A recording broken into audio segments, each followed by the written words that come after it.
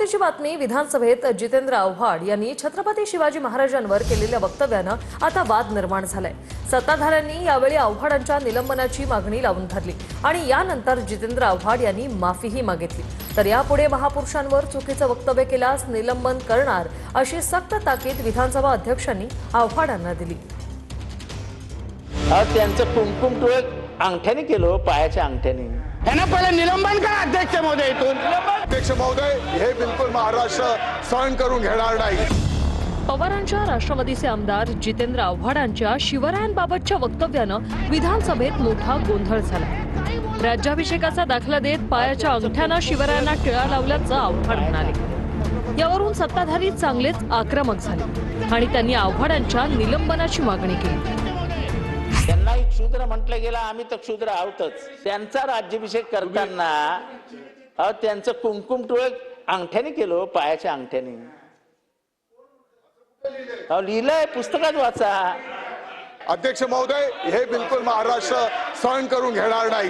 ज्या पद्धतीने त्यांनी अशब्द वापर केलेले आहेत, माझी आपल्याला विनंती असणार आहे की त्यांना सभागृहात निलंबित करण्यात यावं। लोकांना कोणाच्या त्या औरंगजेबाला खुश करण्यासाठी, त्या टिप्याला खुश करण्यासाठी हे कार्यक्रम करतायत का? मग अध्यक्ष महोदय, आपल्याला मी विनंती करतो अध्यक्ष महोदय, यांना पहिले निलंबन करा अध्यक्ष महोदय। इथून नाहीतर अध्यक्ष महोदय, उद्या हे काही बोलत जातील आणि इथे काय छत्रपती शिवाजी महाराजांबद्दल बोललेत अध्यक्ष महोदय। हे कोण लहानसहान व्यक्तीबद्दल नाही बोललेत। सत्ताधाऱ्यांचा आक्रोश पाहून आव्हाडांनी दिलगिरी व्यक्त केली। माझ्या वक्तव्यानं कुणाच्या भावना दुखावल्या असल्या तर दिलगिरी व्यक्त करतो, असं आव्हाडांनी म्हटलं। मला काही विषय वाढवायचा नाही। मी जे काही बोललो असेल त्याच्याने कुणाच्या भावना दुखवल्या असतील तर मी ते माझे शब्द मागे घेतो।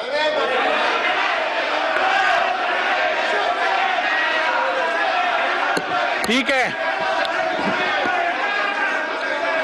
ठीक आहे। आव्हाडांच्या दिलगिरीनंतरही विधानसभेत सत्ताधारी आमदारांचा गोंधळ सुरूच होता।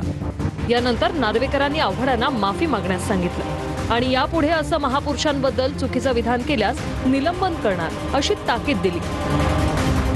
जितेंद्र आव्हाड साहेब, मी या सभागृहातल्या प्रत्येक सदस्याला आणि विशेष करून आपण जे आता विधान केलेलं आहे त्या संदर्भात मी आपल्याला ही शेवटची संधी देतोय। यापुढे जर का छत्रपती शिवाजी महाराजांबद्दल किंवा या राष्ट्रातल्या महापुरुषांबद्दल जर का आपण चुकीचं विधान केलं तर मला नियम 53 खाली तुम्हाला या सभागृहातनं सस्पेंड करायला लागेल। त्यामुळे माझ्यावर अशी पाळी आपण आणू नयेत। अध्यक्ष महोदय, आपण सभागृहाची माफी मागावी। मागितली ना सभागृहाची। बसून घ्या, बसून घ्या। चला आव्हाड साहेब। अध्यक्ष महोदय, मी माफी मागतो।